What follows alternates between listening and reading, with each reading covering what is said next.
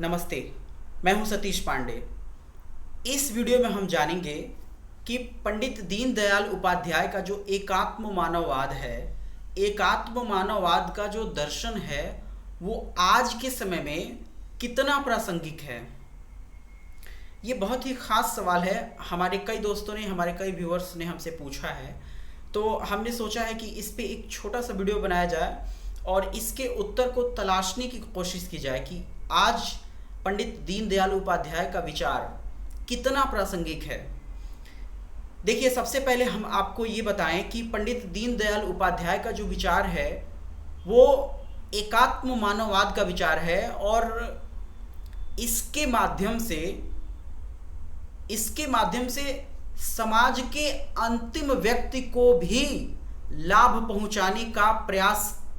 किया जाना चाहिए, ये कहा था उपाध्याय जी ने अपने विचारों में। अब देखिए, इसकी प्रासंगिकता अगर समझनी है तो आप थोड़ा सा कुछ दूसरे उदाहरण देखिए और आप शायद आपको लग जाएगा कि क्यों ऐसा ज़रूरी है। देखिए, समाज में जब सभी का हित सुनिश्चित होगा, जब हमारी राजनीतिक व्यवस्था, जब हमारी सरकारें सबके हितों के लिए काम करेंगी, सबके हितों को ऊपर उठाने के लिए काम करेंगी, तो निश्चित तौर पे उसको अपने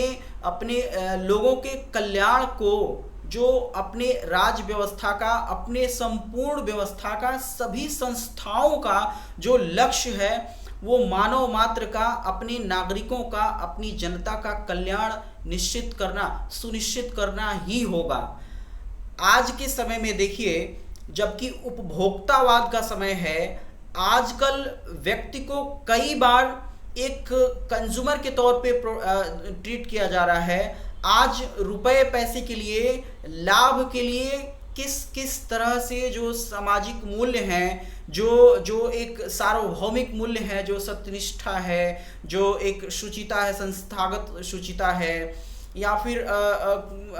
संस्थाओं की मर्यादा है, जो परंपराओं की रक्षा है, परंपराओं का सम्मान करना है, जो लोकतांत्रिक मूल्य हैं, किस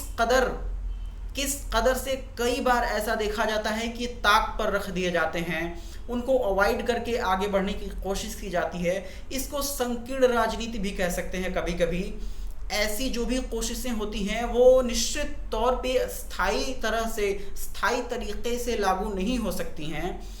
इसके लिए जब आपको समग्रता में सोचना है, जब आपको सबके भलाई की बात करनी है, तो निश्चित तौर पे आपको उस मानव मात्र को उसके समग्र विकास के लिए, उसको केंद्र में रख करके उसके भलाई के लिए काम करना होगा। देखिए, जो दुनिया भर के जो एक्सपर्ट्स हैं, जो साइकोलॉजिस्ट हैं, जो सोशियोलॉजिस्ट हैं, वो भी ये बात मानते हैं कि कई बार जो मानव है वो चूंकि व्यक्ति सामाजिक और राजनीतिक प्राणी है और समाज में व्यक्ति रहता है इस राज व्यवस्था से, चाहे यहाँ की राज व्यवस्था हो, चाहे दुनिया के किसी भी देश की राज व्यवस्था हो, राज व्यवस्थाओं को कई बार वो इस तरह से अपने ऊपर हावी होते हुए देखता है कि कई बार वो कानूनों का उल्लंघन कर जाता है और इस उल्लंघन में कई प्रकार से उसके द्वारा अपराध भी घटित हो जाते हैं। इन अपराधों की सजा चाहे वो व्यक्तिगत रूप से जेल में भुगतता है या किसी तरह की उसको सजा मिलती है, या फिर उससे जुड़ी उससे कारित जो हानि होती है, जो क्षति होती है, वो पूरे राज व्यवस्था को, पूरे सिस्टम को और उस तरह से पूरे समाज को भोगना पड़ता है। इसलिए ऐसी स्थिति ना आए, मानव मात्र का कल्याण, जिसमें सबका कल्याण निहित होना चाहिए, खास तौर पे जो समाज में अंतिम व्यक्ति है, विकास की मुख्य धारा में उसको भी लेकर के आना चाहिए। ऐसी राज व्यवस्था, ऐसी सामाजिक व्यवस्था, ऐसी राजनीतिक व्यवस्था और ऐसी हमारी कल्याणकारी व्यवस्था अगर काम करती है तो निश्चित तौर पे कमजोर से कमजोर व्यक्ति का हित उसमें सुनिश्चित हो सकेगा। और ऐसे में जब प्रत्येक कमजोर का हित